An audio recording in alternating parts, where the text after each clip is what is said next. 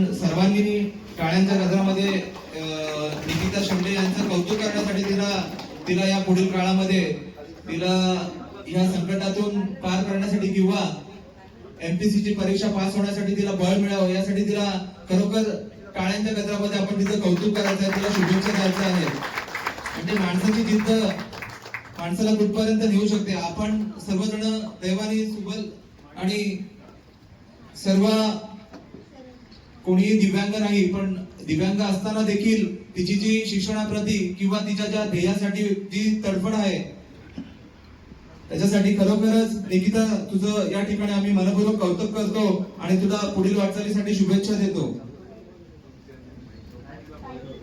निकिताला मी आपलं मनोगत व्यक्त करण्यासाठी विनंती करतो.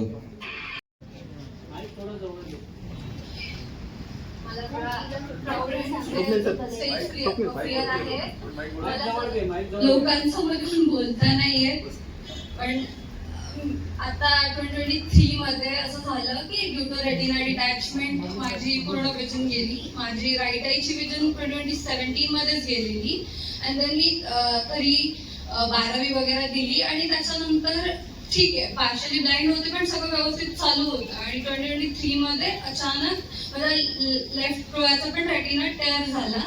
मी मल्टिपल सर्जरी केली पण ते नाही झालं व्यवस्थित. त्याच्यानंतर पूर्णच विजन गेली. त्याच्यानंतर 2 वर्ष तरी माझे ट्रॉमामध्ये गेले.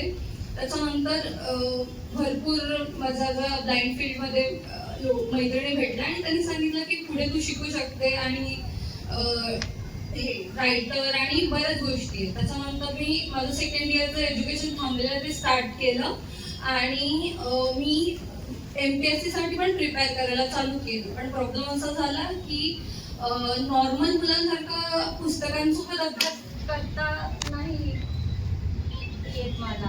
तर मी मल्टिपल लोकांकडे गेली की असा माझा प्रॉब्लेम आहे, मला गरज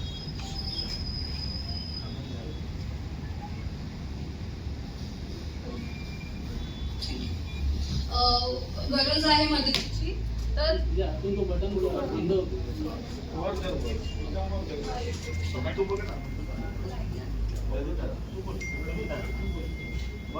मला असं झालं की आश्वासनच मिळाली.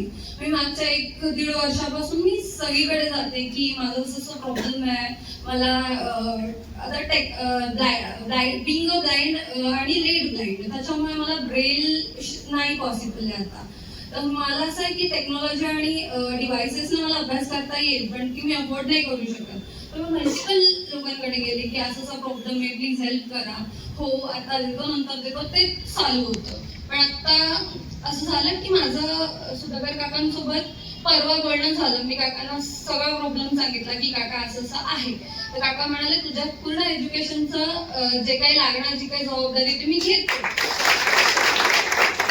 आणि त्याच्यानंतर काल त्यांनी मला परत फोन केला, बाळा मी बाकी सगळं बघतो पण तुझ्या विजनचं काय होऊ शकतं का. तर मी म्हणाले की काका त्यांना सांगितलं मी की रेटिना माझा सिव्हिअर प्रॉब्लेम आहे रेटिनाचा, जो भारतात तर नाही होत आणि बाहेर होतोय पण त्याची पण गॅरंटी नाही आणि त्याचा खर्च आय थिंक कोट्यांमध्ये. तर काका म्हणाले मला तू तुझं जे रिपोर्ट्स आहेत ते पाठव, मी बघतो काय करता येईल ते. आणि आज तर त्यांनी टॅब अवेलेबल करून दिला. पण असं आहे ना की मला सॉरी मी थोडा पर्सनल बोलते पण बिंग अ ब्लाइंड पर्सन आता 2-3 वर्ष झाले मी बघितलं लोक येतात मदत म्हणाले ना ते काठी देतात होतं त्याला आमच्या भाषेत केन म्हणतात.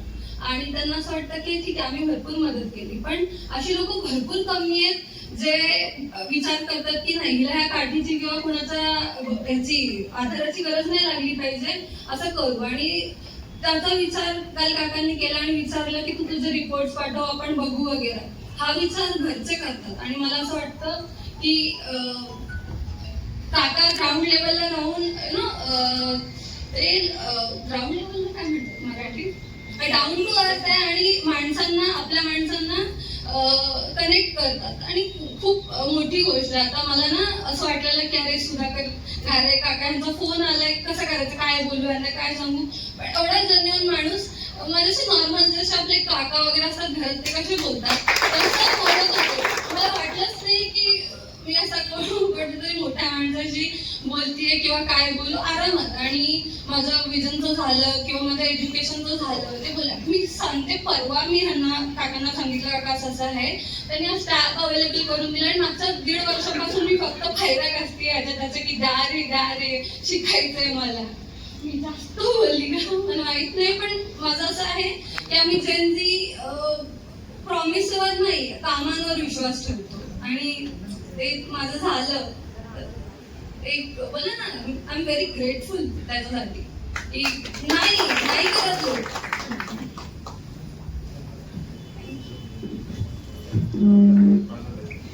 थँक्यू निकिता, अतिशय चांगल्या शब्दामध्ये